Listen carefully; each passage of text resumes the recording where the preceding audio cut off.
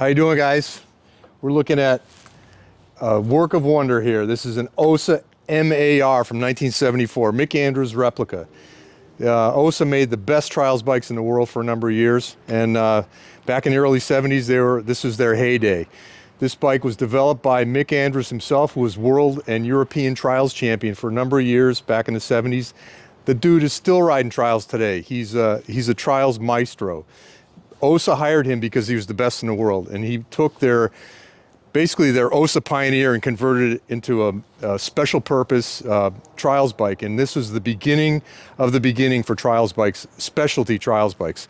And this bike is a wonderful example of what this bike was originally. It's been perfectly and beautifully restored by our good friend Jim Hollerich, and it was housed in his museum for quite a while, and we've acquired it.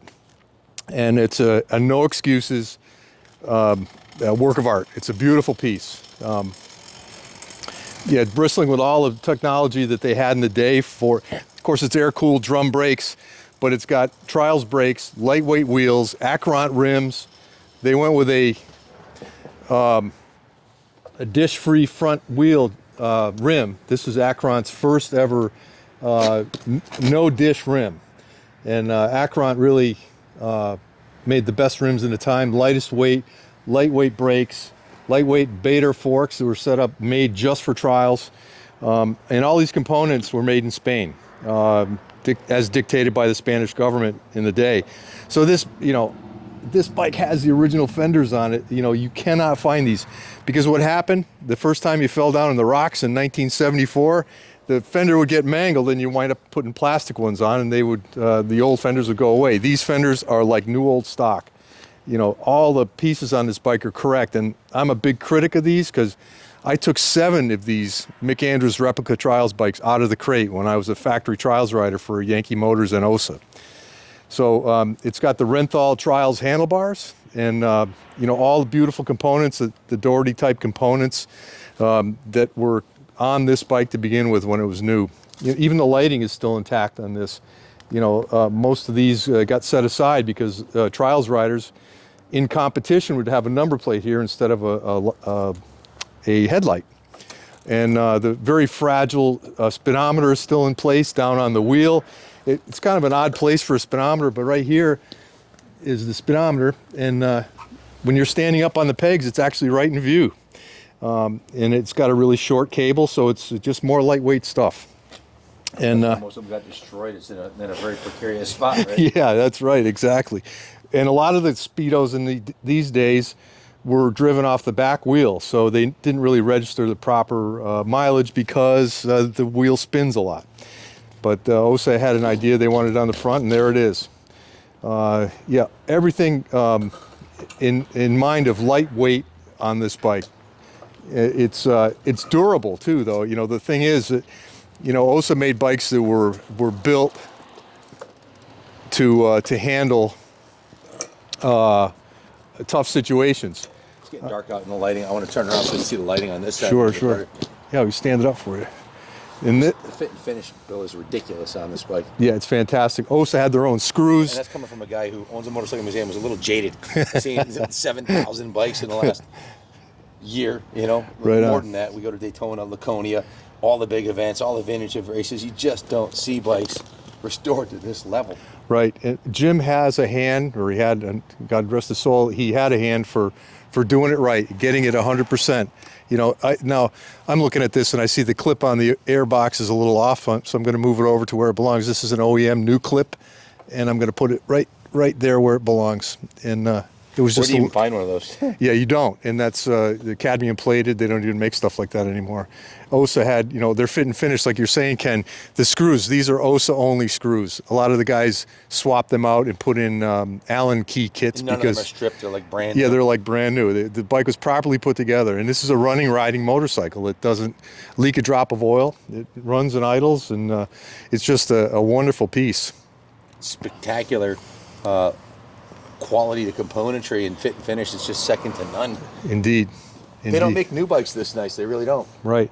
You know, Ossa was really proud of their achievements, and their rider, the Mick, the sticker on the side, winner of European Trials Championship in '71. That's before this bike was finally done and into production. '71 was the last year of the earlier version, and then winner of a Scottish 6-day trial as well. Which those are the top-notch events in the entire world, and this bike and Mick Andrews, you know, were the ones to reckon with back in the day. He dethroned Sammy Miller. And he'd been on the throne for a long time. I usually don't get that up and close on a bike because there's not as much beauty to show. But this one, you got to look at the spokes. You got to look at the in between the fine lines on this one, and that's where the magic is. The attention to details. This is artwork, guys. In my opinion, pure artwork. That's right, Ken. I was trying to print a picture of myself on one of these. In 1974, the American importer of Ossa, Yankee Motors, sponsored me, and they sent me with an expense account out all across the country. I had to, you know, get a get out of jail free card from school. I actually had to take 2 weeks off from high school. Wow. In 10th grade in '74, and I went out and rode the first AMA National Trial Series and did pretty darn good. I got a 9th in one of the events, and I think I finished something in the top 15 or so, but on one of these bikes. And it was a remarkable motorcycle, pretty much out of the box winner. And it was #1 in New England for several years in the early '70s with other riders, Don Sweet for one, Mike March, Al Dick-Bellis. Those are all top New England names that went on to great fame. But they carried the #1 on their bikes, and they were the envy of every rider like myself. You know how it is when you see a guy with a #1, you know he earned it. It's like, Yeah. Bam. That's So the coveted #1 plate. that's it, coveted, much coveted. So I think it's time for a ride. What do you think? I think so. All right. Well, it's almost too nice to ride, but I'll force myself. All right, so fuel on, little tickle of the carburetor. Let's see if we can get a little, yeah, there we go. Now I'm gonna do it left-footed.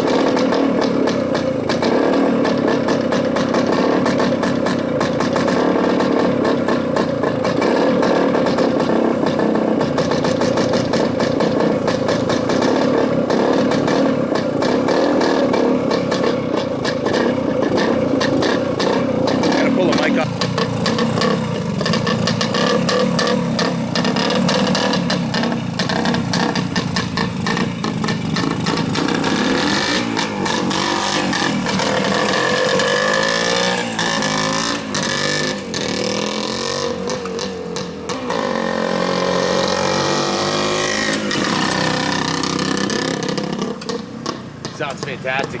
Doesn't it, Ron? Yes, sir. Tail work. Like, looks really good too. Hell yeah.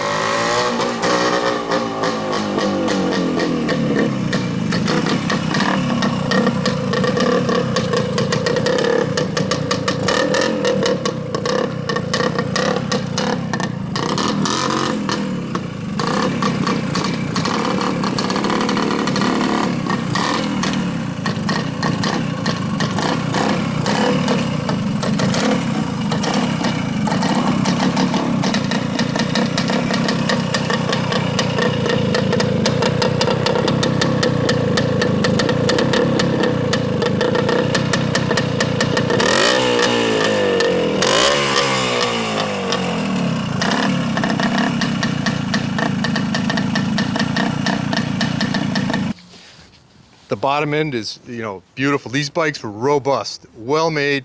This is an enduro bottom end. So the gearbox, I've never seen one fail. In all the riding years I had on these bikes, never. You know, and I'm still advertising for them, by the way. I don't know if you see this here, Ronnie.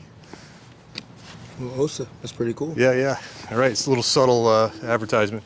But yeah, fantastic machine, well designed, overbuilt in my opinion, and I never once ever had a failure with one of these. Is that the same bottom end that's in the Stiletto? The Stiletto, the Pioneer, the Stiletto TT. So they made road racing, TT racing. Yeah, the Wildfire, all the road Wildman racers. bikes. Yes, indeed. Every one of them was based on to this. putt around in first or second gear, it's not putting anywhere on it. No, Right? nowhere. No. Trials. Basically, yeah. It's bulletproof. It really, honestly, bulletproof.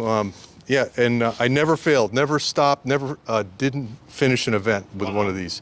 That's Never, remarkable. never once let It's me at down. the expert pro level too, and they get ridden hard. Yeah, you get, for sure. Like the event I was trying to find the picture of, it was 25-mile laps, 3 of them in Colorado, starting at 9,900 feet, going Holy to smokes. 13,500 feet. Wow. You had to Three- jet them really differently, huh? Yeah, and I didn't know what I was doing. I was 16 years old, so it was running lean the whole time. Oh, man. And I did well. I finished quite well, as a matter of fact. That's awesome. It was remarkable. Yeah, it was quite an event. I'll never forget it. But that was on one of these bikes. I feel a kinship with these bikes, and I wish I could own another one just like it.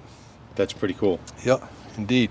I have the work order here. Now, we know Jim Hollerich did a full frame up on this, obviously, but he actually had, Jim was one of the original benefactors of the New England Motorcycle Museum. His daughter lives really right across the hill over there, and she volunteered at the museum for 3 or 4 years until COVID happened, and now she's keeping a low profile. But in any event, when we first opened here, he gave us not one but 2 of these. This might even be one of the ones he lent us, because didn't he have like 5 of these at one point?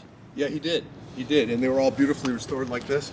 This is unique though, because Mick Andrews, the great man, did sign the gas tank on this. What are the production stats on these? Do you know? This is very limited, and I think most of their sales were in America. If you had to guess, how many of these you think were originally made? In 1974, probably 10,000. 10,000? Yep. And how many survived in this condition? Probably 1. 5? the 5 that Jim had? Yeah, the 5 that Jim had, yeah, and the 1 here. Where do you find a saddle like this? I mean, there's no reproduction ones like that, I don't think. I'm not sure you know, about that, look but, at look at the quality. And they have the chrome strip in the side here, and that would be the first thing to go. When you ride, your full bore boots would get covered with mud, and it would just wipe this right out. So this is a beautiful seat. So we've got a work order here, a total of 10 hours labor. We did what we call a preservation service on the bike. The gas tank was drained, the carb was clean, they changed the gear lube, checked the tire pressure, drained the old fuel with new fresh T2, and it started right up and ran perfect, as you'd expect, because look at it, right? But then it went to the detail shop where it was steam cleaned, hand washed, degreased. They cleaned the tires, the chain, the sprockets, the seat, polished the engine, all the aluminum on it. They gave it another quick polish. They polished the bars, the wheels, the forks, the triple clamps, the fenders, etc. Just gave it a full once over, and then put a coat of wax on the paint job. So basically, I don't know when Jim did the restoration. Obviously, it was never ridden after it was restored, but off-road anyways. And we just put a nice shine on it and tuned it up and gave it a full rotisserie detail. So it's going to go right back in the museum after Bill's last ride on it. And this would make one hell of a Christmas present for a motorcycle lover, wouldn't it? Oh yeah, like me. You've been good all year, Bill. So yeah, any other words of wisdom on this bike here? This bike, it's a no excuses restoration. It's been done properly. I'm not really sure this bike had much time on it to begin with. If you look at the frame rails behind the skid plate underneath, I've looked at it, and they're not damaged in any way. I don't know if you can see it or not. Normally it's all gouged up some rocks, right? Yeah, it looks very clean under there. So this bike never really saw a lot of hard use, and that's a good candidate for a proper restoration just like this. And you know, I've never seen better restorations of Ossa trials bikes and enduro bikes than Jim did. Definitely the high watermark. Honestly, he's the high watermark for sure. Absolutely. So it's my privilege to ride it, and it's like putting on an old pair of slippers, you know. Honestly, Right at home on it. honestly, I just feel like right at home, and you know, I got to remember how old I am because Do you get flashbacks when you're on a bike? Can you go back in time, like in a time machine? Because I do. When I get on a GT80, I try to remember what was it like in 1973 when I was 8 years old riding it, and what is your inner child alive and well? That 15-year-old that was at the Nationals. Can you go back? And do you do that when you ride? Because I try to. as much as I beat up that 15-year-old, and you know, I mean, as an adult, I you know, I lived kind of hard, And but this still brings me right back to where I was. Honestly, right square back, just like you're saying. You know, I can remember what it felt like, and you know, the experiences I had are vast and many. And you know, all this is available today too. You know, New England Trials Association is alive and well, and they have a class for bikes like this. You competed this year, didn't Yeah, you? yeah, I You came out did. of retirement. You were training all winter, in Yeah. the middle of winter, riding this. See those hills over there? They don't look that steep from here, but there you can't walk up on them. And Bill spent the entire winter crawling up and down them on his bike. Which what is the model you raced on this year? Or I have competed on? a Gas Pro 280, and it's an older one, but it's a beautiful bike, well made, and you know, Spanish are the best trials bike makers in the world. It'd be the middle of winter, and he'd come in sweating his ass off. You think this is easy? Try 5 minutes on it. 5 minutes standing up on a trials bike. It's a lot of back, legs, core, and he'd come in sweating his ass off. And you were training to compete. Yeah. And then you eventually competed and had a lot of fun and did Yeah. well and Yeah. spent the whole season riding. Yeah, you said I'd make the podium, and I did, but I think there was only 3 guys in my class. No, that's not true. But anyways, yeah, it all came back to me, and you know, after 50 years ago is when I, you know, rode my first events, and so at 65 years old, you know, actually I was younger even, so it's been more than 50 years since I started riding trials. But this sport has stuck with me throughout every one of my motorcycle experiences. Road riding, enduro riding, road racing, everything I did stemmed from my experiences in trials. You got to go slow to go fast. That's what the top pros say, right? It's 100% true, 100% true. You got to learn how to go slow, how to control the bike, where to put your weight, throttle, actually throttle control. So those things are, you know, really important with the trials bike. They teach you how to connect the throttle to the rear tire, and that works road racing as well. And it did for me. You know, I relied on all the skills I learned in trials, and every time I got on a motorcycle in my entire life. So it's a great sport, you know, and this is a great motorcycle for it. You know, today I think you could be a threat in the twin shock class with this bike just as it is. So it's a really cool bike. I wish I could bring it home with me tonight. Bill, I can't think of a better way, physically, mentally, and spiritually, to stay in shape physically, mentally, and spiritually than not. You don't have to compete. Just training like you were doing. You're going out. You're trying to ride every day. You're coming in sweating your ass off in the middle of the winter. You're obviously getting a workout. It beats the hell out of going to the gym and sitting on a Stairmaster with everybody else. That's right. Tears. Yeah, there's Watching TV, you know. There's no sweaty smells, but you know, for me, honestly, it's a great way to exercise, get some quick exercise, and I could ride my trials bike in my yard. I live in the center of town, and my neighbors won't mind because it's quiet. It's not even as loud as a lawnmower. You just put around. It's just putt. Yeah, and you can get a serious workout. I mean, all you got to do is stand there and balance a trials bike, and you'll get a workout. Is that the car you rode your trials bike over? Oh yeah, I don't know if the you saw that Saturn. video. Yeah. That great silver Saturn there. He actually rode over the hood and onto down off the top trunk, yeah. and turned around and came back off of it. Which, at 65 years old, I can't do that. At 57, I don't think I could have done that. But I might have jumped over it with my CR500. But I ain't riding. I'm not gonna ride up the front and balance on the top of it. That's for damn sure. Talk about a useless skill, you know. I thought it was really cool. But back in the day, my buddies used to say, "Hey Billy, would you ride over my car?" You know, they wanted to take pictures of me riding over their car down. You didn't down even the center of damage town. the car. No. Which proves, you know, I mean. Yeah. Yeah, you're light if on you your. did it the wrong way, you would smash the windshield. Yeah. You would smash the hood. You Yeah. can't even tell you did it. You just graciously popped up there and rode over it. And that's what trials teaches you how to do, is to be light on your wheels. You went down the back stair set here, which I thought was a little insane because if you went over the edge, it's 20 feet down because it's a full set, 2 stories. That's right. Yeah. It was a little bit steep. The back wheel is off the ground about part way down. About the pad at the bottom's this wide, so Yeah. that was a little sketchy, but you Right. made it. Yeah, I wouldn't do that on my classic Ossa trials bike, but I might do it on a modern gas, you know, and I might try that again. Speaking of which, Yes. we just got the brand new gas in today, didn't we? Oh, Did you see we it? did? Yeah, I did see trials something bike. about it. Yeah, I did see it. You're gonna have to give us a demonstration on that. That'll be next. That'd be my absolute pleasure, you You'll know, probably jump that one right off the loading dock. No without a problem. doubt. You could probably drop it off there nice and easy. Yeah, what I'd like to see is riding up the loading dock without a ramp. Yeah, that would be. Yep. I That's- suppose a pro trials rider could do that no problem. It's doable, Yeah. even by the old guys. Yeah. Yep. Yeah, I'd be afraid I'd that's something. Get creamed. I was a motocross guy, you know, just start gear tapped everywhere. That's right, but this would put you in better motocross condition if you were to do this. I one, think if it's you were to an ride a excellent trials sport. bike. Yeah. Maybe I'll take it up at 57. Yeah. But it's great to reminisce a bit about this. But you know, trials is a strong sport today. There's national, local, and world events. You know, it's and the top riders are really amazing. Tony Bow and Adam Raga. Those guys are they're skill beyond compare. Yeah, all the little details are here, Ken. That's exactly Is as it this should have painted? been. That's hand painted. Holy shit! Yeah, It's beautiful. and that is the way they did it at the factory, Ken. They did. Oops, sorry. Spectacular. Yeah, really neat. Yeah, very. Color combo's off the hook too. It sure is. Yeah, green and white. I don't remember the ones he loaned us being quite this nice. He probably gave us out of the 5. He gave us the 2 he didn't like the most. He loaned us like 20 bikes, a whole truckload for like 2 years when we first started here.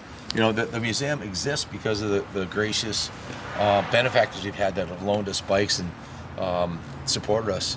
So, and continue to. For sure. If you're one of them, thank you. All right. And happy Thanksgiving, everybody. We're having a Thanksgiving feast here tomorrow, Wednesday. If you have nowhere to go and you're hungry, just show up here tomorrow, 12:30 noon, 200 West Main. We'll feed you. All right. That sounds like a plan. I'll be here. Yeah, we'll all be here. All right. Pizza and turkey. Cool. Very cool. All right. Wish you all a happy Thanksgiving. Happy Thanksgiving. Close out with our usual. Right. Happy Thanksgiving to y'all, and God bless America. Amen.